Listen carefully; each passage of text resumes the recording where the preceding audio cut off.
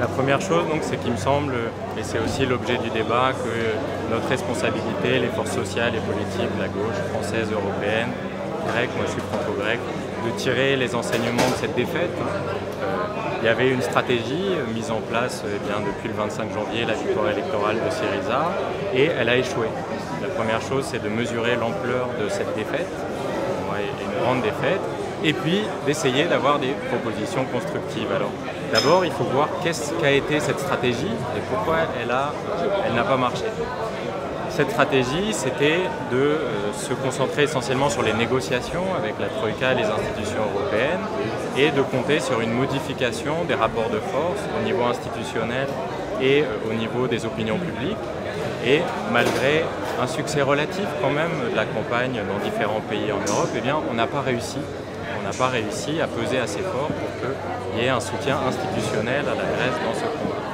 Donc, que faire? Alors, moi je verrais trois niveaux d'action possibles. Il y a d'abord le niveau institutionnel proprement dit, celui du PGE et de la GUE-NGL, où il me semble qu'on devrait clairement maintenant défendre ce que j'appelle moi un programme de Thessalonique pour l'Europe, c'est-à-dire le programme de Thessalonique qui était un bon programme, celui du gouvernement grec, partagé par l'ensemble des forces de gauche européennes, plus les moyens pour y parvenir. Et c'est ça essentiellement, ce sera mon propos aujourd'hui. Pour ça, il ne faut pas seulement une bataille idéologique, mais aussi des solutions économiques partagées et des armes politiques. Ce qui nous a manqué fortement, c'était des moyens de pression et de réponse à la stratégie d'étranglement financier et de diktat politique de l'Union européenne néolibérale. Donc première chose, programme de Thessalonique et des moyens au niveau européen. Ensuite, il y a le débat dans les partis et dans les nations, dans les États.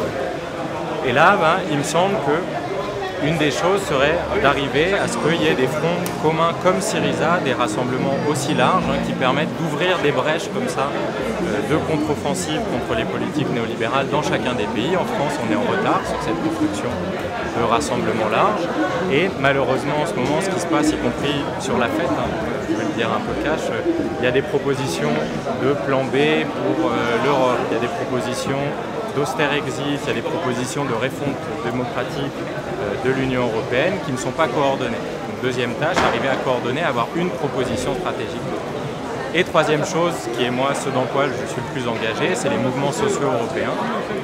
Nous avons réussi à mener une campagne qui n'était pas très grande, mais qui était au moins coordonnée pendant la semaine du référendum. Là, on organise des marches européennes vers Bruxelles contre l'austérité, mais nos revendications, pour l'instant, sont essentiellement négatives. Il faudrait que les mouvements sociaux, syndicats, associations portent des revendications positives.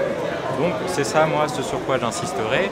Il faut des solutions économiques qui peuvent être portées aussi par les syndicats et il faut quelque chose de coordonné avec un programme de Thessalonique, le programme de Thessalonique pour l'Europe. Sinon, s'en tenir simplement à la perspective d'une refonte démocratique de l'Union européenne, comme on l'a vu, dans la perspective de négociations tellement dissymétriques, ça ne marche pas.